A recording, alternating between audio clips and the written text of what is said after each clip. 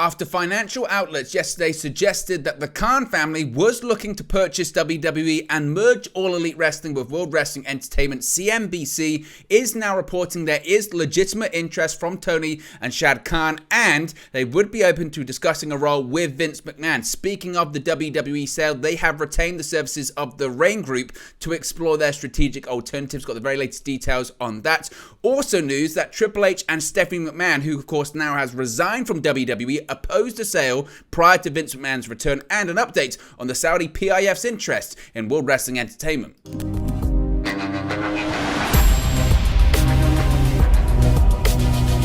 Hey guys, welcome back to Wrestling News 365. Hope everyone is doing very well. As always, there is plenty of news stories to get into in the world of WWE, especially with the takeover, especially with strategic alternatives being explored, especially now with the news that this interest from the Khan family in purchasing WWE is legitimate. We spoke about this late last night. It was broken late last night by the sister publication to the Wall Street Journal, that being Barron's, and now it's being reported by other major outlets, big national media outlets, that AEW owners Tony Khan and Shad Khan are indeed interested in purchasing WWE. This is a big story.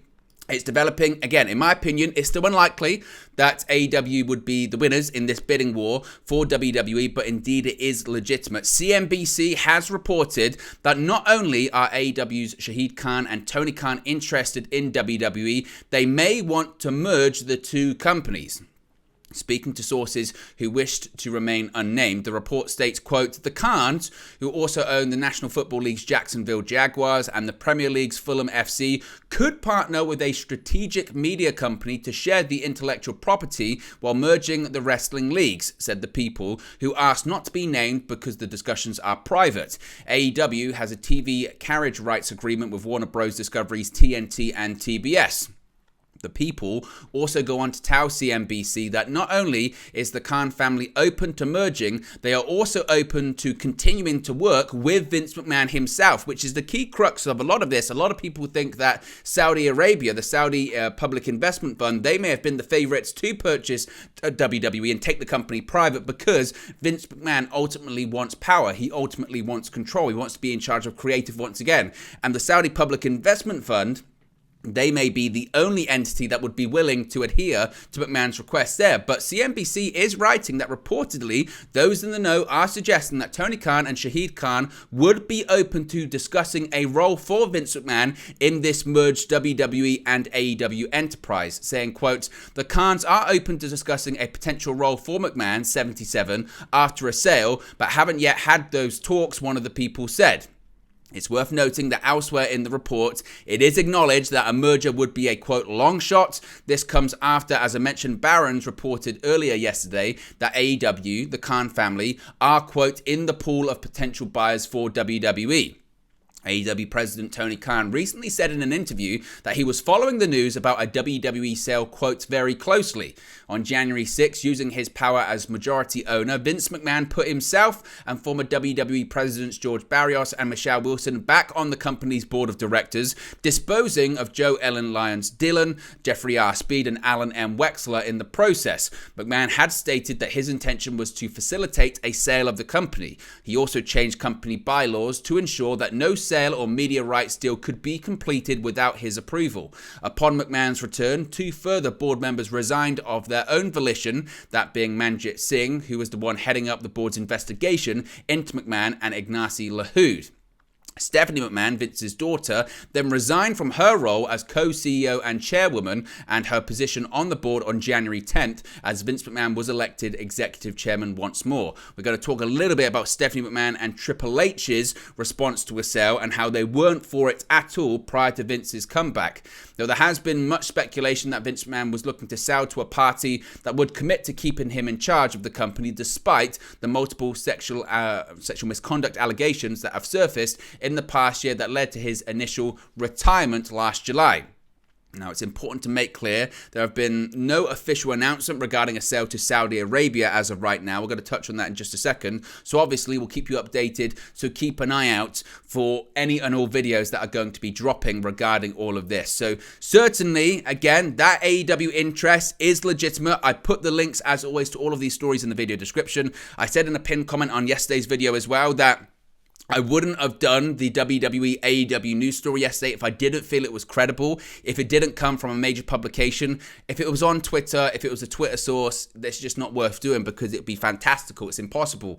When you do have a sister publication of the Wall Street Journal who has been all over the Vince McMahon scandal story, really breaking that story, owning that story, there is something to it. And now having a national media outlet like CNBC stating that the Khan family is indeed open and interested and looking at making an offer to purchase WWE, that is significant, especially when they're saying actually the idea that they could merge the two companies and they would be open to Vince having a role in that, that's also significant and makes it more likely. However, this still feels to me like a really unlikely scenario to find ourselves in, but certainly anything is possible. Now, continuing this sale talk, it's, as a Manchester United fan, I feel like I'm in the twilight zone because I've heard this a lot recently, but it was announced yesterday that WWE, in support of exploring a sale of the company, they will be using the services of the Raine Group as financial advisors, Kirkland and Ellis as legal advisor, and August LLC as the communications advisor. Kirkland and Ellis and August were already representing Vince, according to his press release last week. Now, WWE did announce this in terms of a press release late last night too,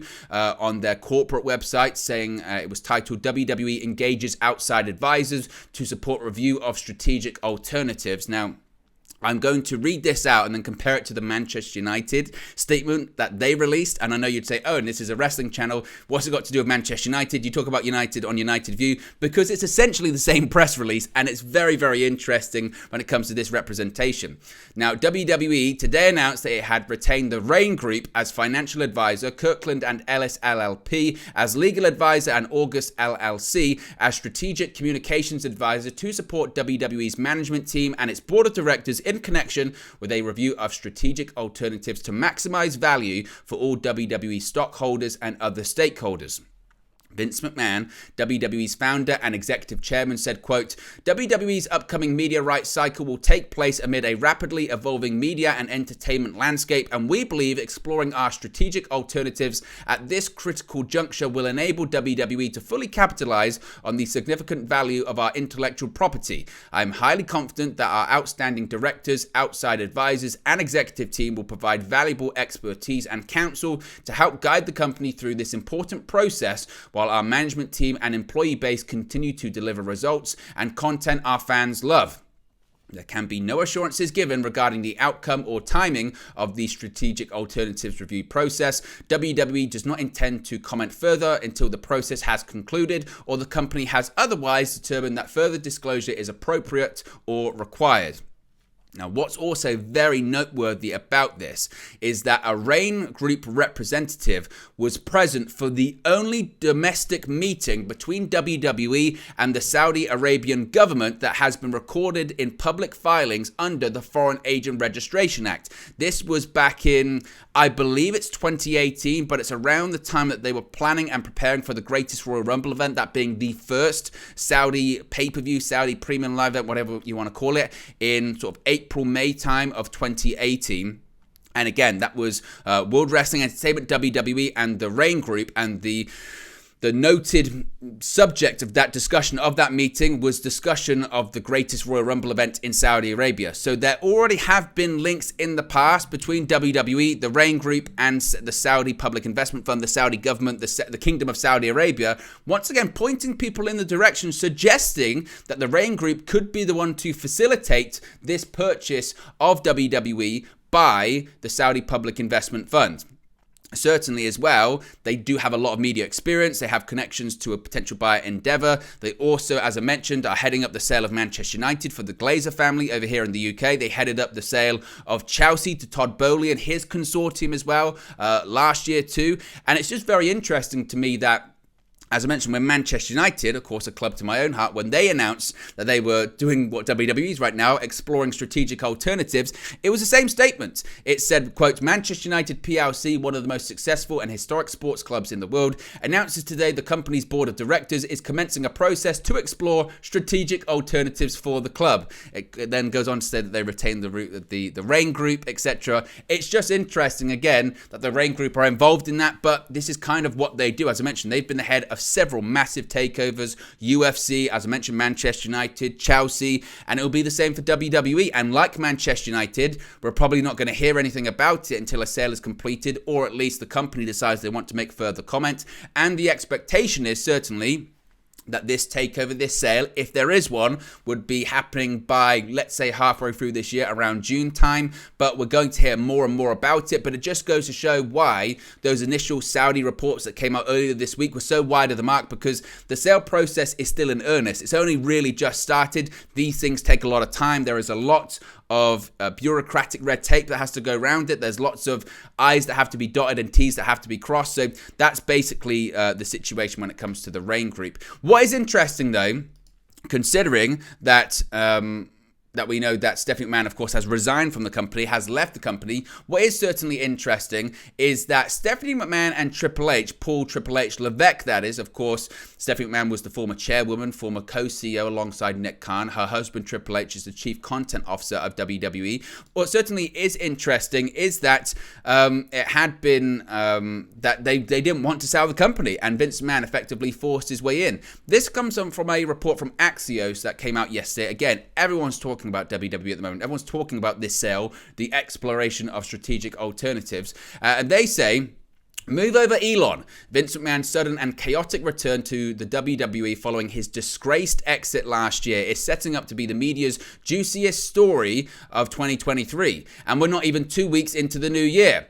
Now, why does this matter? Well, WWE enjoyed one of the most successful runs on Wall Street last year, in part because investors saw McMahon's exit as a takeover opportunity. In returning to negotiate WWE's sale on his own terms, McMahon has crafted a storyline worthy of the company's flagship WrestleMania or SmackDown or Raw events. Now, what's the state of play right now?